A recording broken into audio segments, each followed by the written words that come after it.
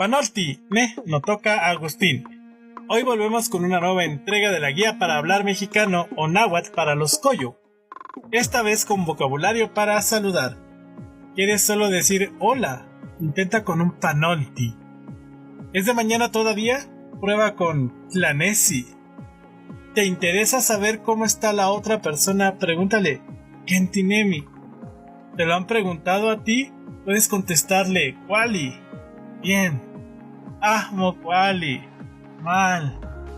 ¿Andas 2-3? Dile, tlasco cuali. Más o menos. Te ha salido tan bien que te han hecho la plática, pero no has entendido ni pillo.